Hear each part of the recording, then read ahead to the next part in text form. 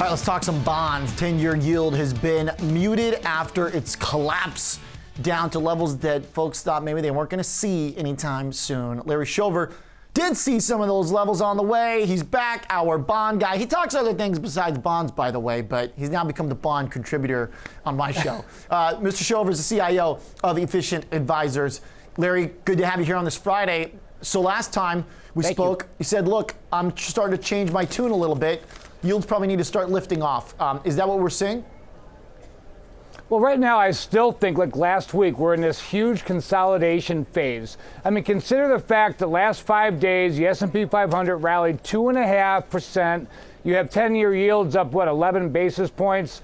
Honestly, not very impressive. I mean, I think it's just an extension of the range that we've seen. I do believe now, just given the data that we saw today, especially University of Michigan survey on the back of consumer confidence, I think we're going to see 2.60 before we see 3%.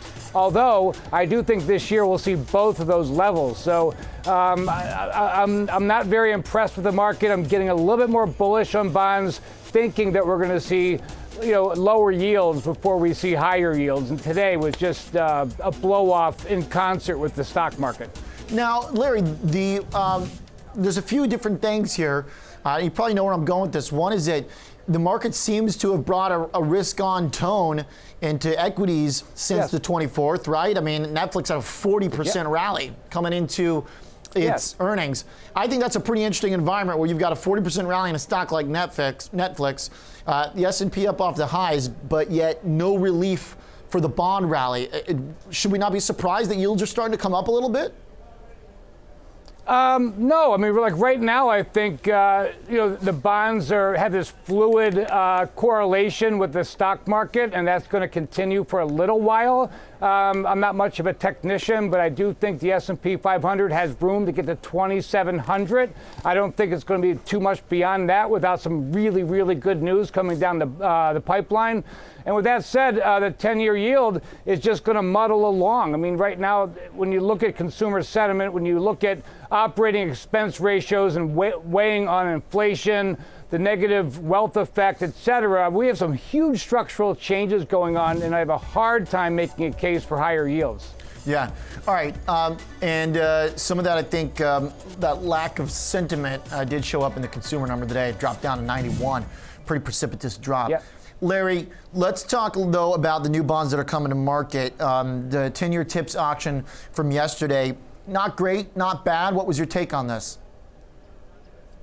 Just what you said, you hit the nail on the head. Not great, not bad for something that people are trying to figure out that's disguised as something other than what it really is. And I think going forward, as the market figures it out, we'll see a lot more appetite for it. But I thought, given the tightening in financial conditions, and as you know, it takes a while for the untightening to present itself in the market. With that said, I mean, I think it was actually spot on given where we are in the marketplace. Yeah.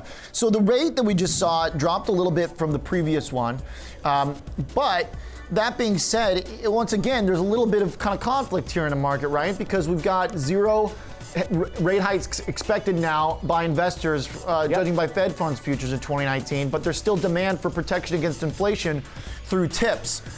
If you want to get protection for inflation, I think maybe the market might be a little more open to the idea of a rate hike. Yeah, I think the market would be, and I think that's going to alter at some point. I mean, we just had some, huge words coming from the Fed today with Williams talking about the data dependency is going to be applied not just to rate hikes, but also to the balance sheet runoff. And the balance sheet runoff is something that really worried the institutional side of the market, which definitely is going to affect the curve. And I think that's why we're seeing that lack of appetite in these new auctions that we're seeing. Because a lot of this is just no one knows where to go right now. It's just given all the unknown moving pieces going on around us. Yeah, we've seen some of the dovish commentary lately. John Williams also spoke this morning, and there is generally an assessment that hey, we did what we had to do. As he said, gradually raising rates was the obvious and necessary choice. Some of the tailwinds, basically the positives for the market, have lost their gust is the way he put it. But Larry, it sounds like you're with me then in that maybe there is, well, it's not even about opinion. It really is when you have zero expected hikes, the only direction that number can go is basically up, right? When Fed funds futures say they're not going to go, I mean, I guess they could say they're going to cut now, but that's pretty extreme. Yeah, no, I mean, it's pretty extreme, but I guess it's not that extreme. I mean, who knows? I mean, there's, this is a policy experiment that's never been attempted before. And after 20 years, the markets are going to have to survive without much help from any central bank. So who knows how it will end up? And is a hike plausible, or I'm sorry, is a rate cut plausible? Absolutely.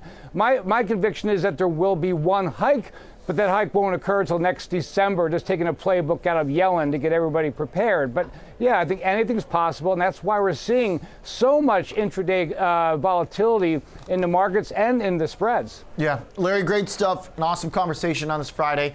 Mr. Shover is the CIO of Efficient Advisors. Thanks, Larry.